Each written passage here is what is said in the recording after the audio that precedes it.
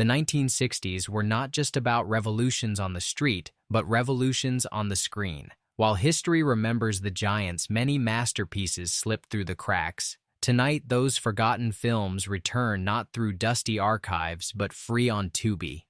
These are movies that challenged morals, reshaped cinema, and quietly survived.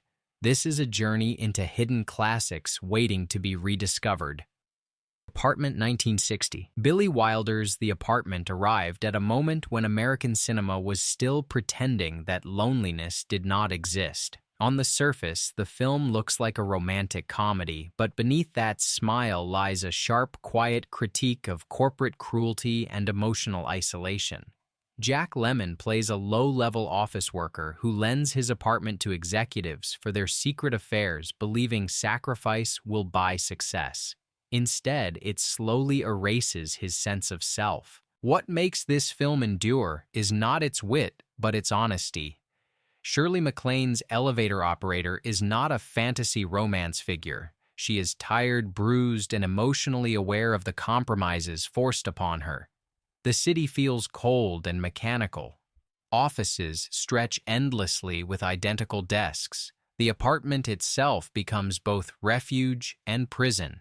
Wilder uses humor as a weapon but never hides the damage inflicted by ambition without conscience. At the time, this film was controversial for openly addressing infidelity, emotional manipulation, and corporate exploitation. Yet it won major awards because it spoke truths audiences recognized but rarely saw reflected on screen. Watching it today feels surprisingly modern. Workplace power abuse, mental health, and emotional burnout remain painfully relevant. Its presence on Tubi is a gift. The film plays with a melancholy rhythm perfect for late-night viewing. This is not a loud movie. It whispers its sadness, and that whisper lingers long after the final frame fades. The Apartment is not just a romantic comedy. It is a quiet scream from a man realizing success means nothing without dignity.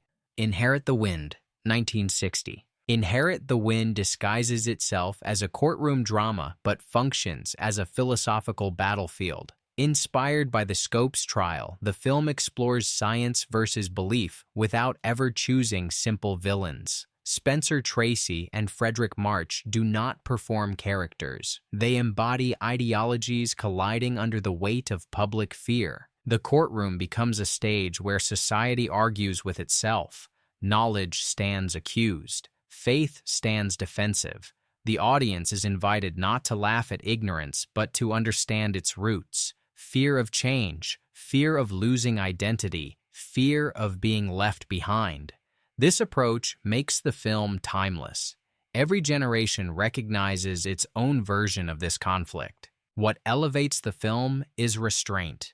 There is no shouting victory, no clear winner. Even triumph feels fragile. The heat, the crowds, the pressure of public opinion all feel suffocating. The camera lingers on faces reacting rather than speaking, emphasizing thought over spectacle. At a time when Hollywood often simplified complex debates, Inherit the Wind trusted its audience. It allowed contradiction. It allowed discomfort. That trust remains powerful today. Watching it on Tubi feels almost surreal. A film once considered heavy now feels necessary again. The Gallant Hours, 1960. Unlike traditional war films, The Gallant Hours avoids battlefield spectacle. Instead, it focuses on command-pressure decision-making and the burden of leadership. James Cagney portrays Admiral William Halsey not as a swaggering hero, but as a man drowning in responsibility. The film unfolds through briefings, radio transmissions, and tense waiting. Combat happens off-screen. What matters is choice. Every order carries the weight of lives unseen. This approach makes the film deeply human. War is presented not as action, but as consequence. Cagney delivers one of his most restrained performances. His Halsey is firm yet visibly exhausted. Silence speaks louder than speeches. The absence of glamour feels intentional. This is war stripped of myth. At release, the film was overlooked because audiences expected action. Today, that restraint feels revolutionary. It aligns with modern war storytelling where psychological toll outweighs spectacle. Streaming on Tubi, this film finds new relevance. It pairs well with late-night viewing when quiet tension resonates strongest.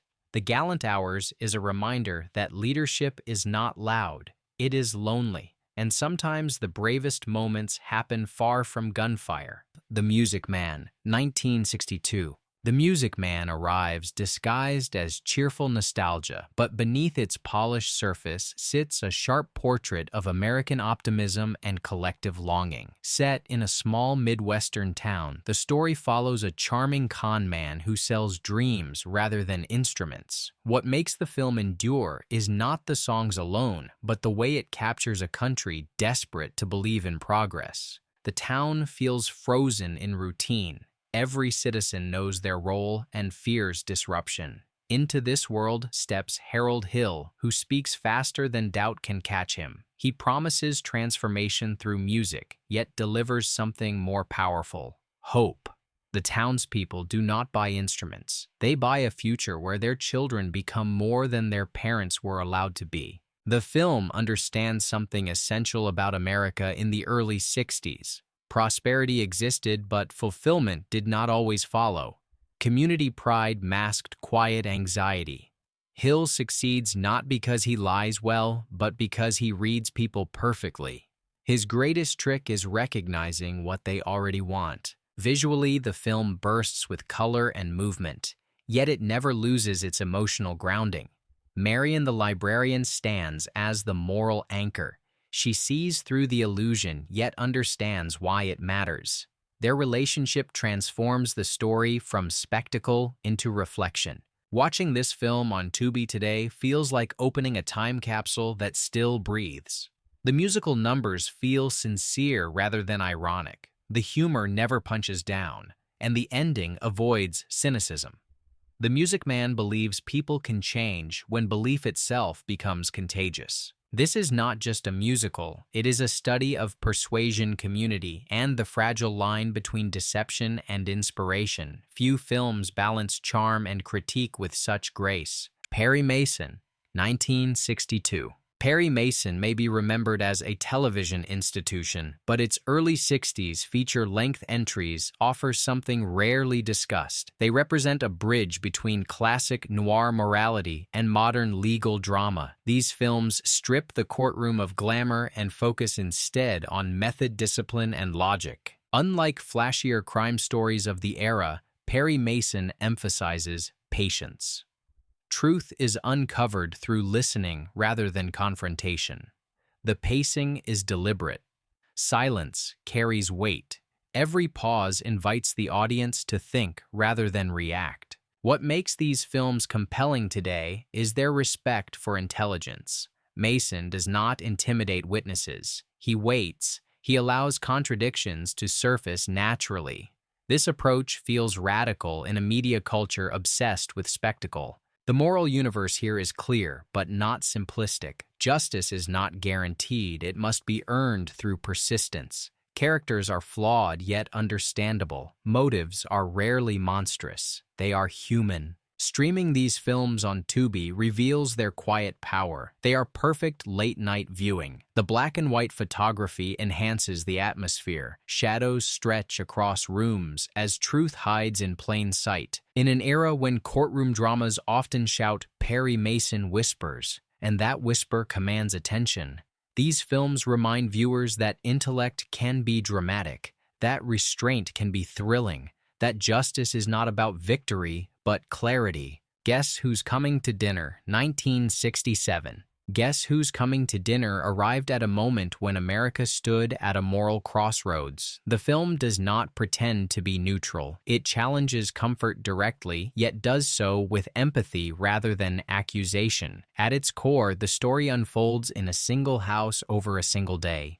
Yet the implications stretch far beyond its walls. Sidney Poitier delivers a performance built on dignity, restraint, and quiet strength. His character does not argue for acceptance, he expects it. That expectation unsettles everyone around him, including the audience. The brilliance of the film lies in its refusal to vilify. Every character struggles honestly, Fear comes from love, not hatred. Parents worry about their child. Society intrudes on private values. The conflict feels real because it is unresolved. The dialogue is precise and layered. Each conversation reveals generational tension. Progress clashes with caution. Ideals confront reality. The film allows discomfort to breathe rather than rushing resolution. Watching this film today on Tubi feels both historical and immediate. The setting may be dated, but the emotional core remains relevant. Conversations about acceptance, identity, and societal pressure continue in new forms. Guess Who's Coming to Dinner endures because it trusts conversation as catalyst. It believes change begins not with slogans, but with difficult honesty shared across a table. In the Heat of the Night, 1967. In the Heat of the Night is not just a crime story, it is a pressure chamber. From its opening moments, the film traps the audience in a town suffocating under its own prejudice, fear, and inertia. A murder investigation becomes the excuse.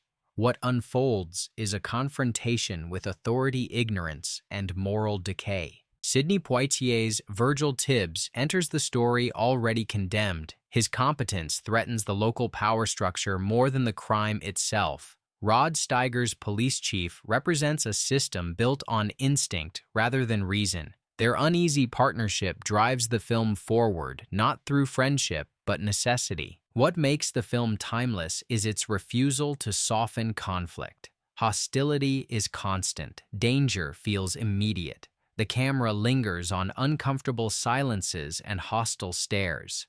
Violence is not stylized. It erupts suddenly and leaves consequences. The heat is more than weather. It is emotional. Sweat beads on faces as tension builds. Night offers no relief. Darkness amplifies fear. The town itself feels like a character resisting change. Released during a period of social upheaval, the film did not offer easy comfort. It demanded recognition.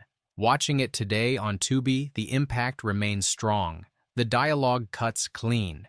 The performances feel raw. The message remains unresolved. This is not a film about solving a murder. It is about confronting truth in a place that survives on denial. In the Heat of the Night endures because it refuses neutrality. It insists that justice without equality is illusion. Battle of the Bulge, 1965. Battle of the Bulge is often dismissed as spectacle, yet beneath its massive scale lies a fascinating artifact of Cold War filmmaking. The film does not aim for realism, it aims for perspective. War here is strategy, movement, and miscalculation. The story focuses less on individual heroics and more on command decisions. Tanks move like chess pieces across frozen landscapes. Conversations determine fate.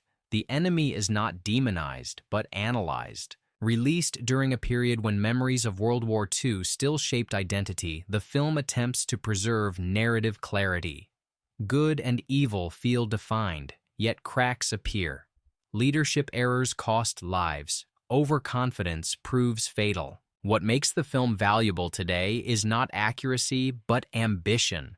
It represents an era when studios believed audiences wanted scale, patience, and complexity. The runtime allows ideas to breathe.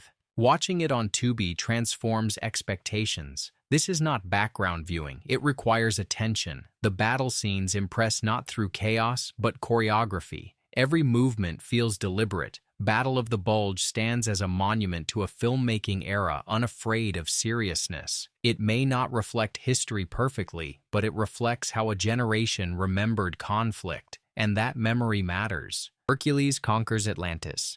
1961. Hercules Conquers Atlantis stands as one of the strangest and most ambitious mythological films of the early 60s. On the surface, it appears to be a simple sword and sandal adventure. In reality, it is a Cold War parable wrapped in ancient legend. Atlantis here is not a lost paradise. It is a warning. The film presents Atlantis as a technologically advanced empire obsessed with control, power, and domination. Its rulers believe progress justifies cruelty. Humanity becomes expendable in pursuit of perfection. Hercules enters not as a conqueror, but as a disruptor. Strength alone cannot defeat ideology. The real battle is moral. What makes the film remarkable is its willingness to blend fantasy with fear. Weapons feel unnatural. Science replaces wisdom. Progress loses its soul. These ideas resonated deeply during a decade defined by nuclear anxiety and unchecked technological ambition. Visually, the film embraces surrealism. Sets feel artificial by design. Costumes emphasize excess. The world of Atlantis looks wrong.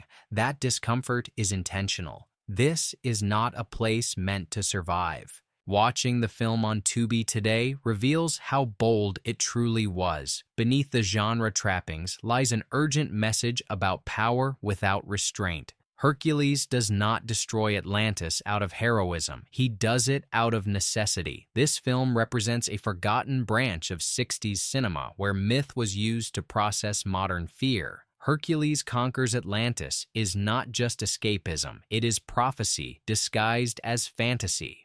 Son of Cleopatra, 1964. Son of Cleopatra exists at the intersection of exploitation spectacle and mythic storytelling.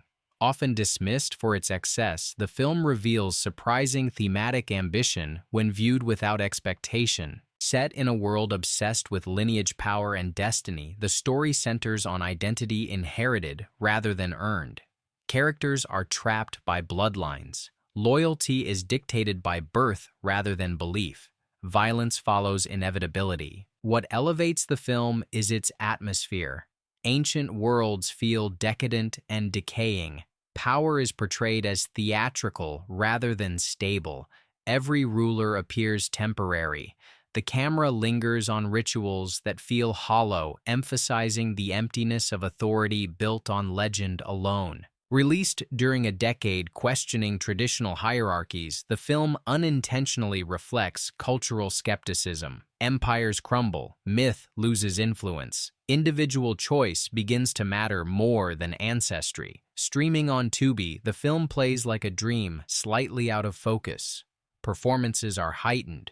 Emotion is exaggerated. Yet beneath the melodrama lies a meditation on legacy and freedom. This is not a historically accurate film. It is a symbolic one. It asks whether destiny is inherited or chosen. In that question lies its relevance. Son of Cleopatra survives not because it was respected, but because it dared to indulge imagination without apology. It represents a moment when cinema still believed myth could speak to modern anxiety. The Avenger, 1962. The Avenger is one of those films history quietly misplaced. Marketed as a straightforward adventure, it hides a darker, more introspective core. This is a story about obsession disguised as heroism and vengeance framed as justice. The central character is driven by loss rather than ideology. Every action is reactive, every decision haunted by what came before. The film explores how easily moral clarity dissolves when personal pain takes control. Revenge becomes routine. Duty becomes excuse. Visually, the film leans into shadow and confinement. Even open spaces feel claustrophobic. The world appears hostile not because of enemies, but because of unresolved grief. Supporting characters orbit the protagonist, unable to pull him back from his internal spiral. Released during a decade grappling with shifting definitions of masculinity, the film reflects anxiety about strength and vulnerability. The Avenger does not celebrate violence, it questions it. Every victory feels hollow. Every confrontation deepens isolation. Watching the film today on Tubi highlights its emotional restraint. There is no triumphant music cueing relief. Silence follows action. Consequences linger. This is not a forgotten classic because it failed. It was forgotten because it refused to comfort. It presented a hero who does not heal through action. That honesty made audiences uneasy. The Avenger stands as a quiet meditation on how vengeance corrodes identity. Its rediscovery feels timely in an era again questioning the cost of righteous anger. 1960s were not just cinematic history, they were experimentation, survival, and quiet rebellion. These hidden classics, now free on Tubi, prove that forgotten does not mean irrelevant. It means waiting. If you want more deep dives into lost cinema, forgotten television, and cultural time capsules, subscribe, like, and stay curious. The archive is endless.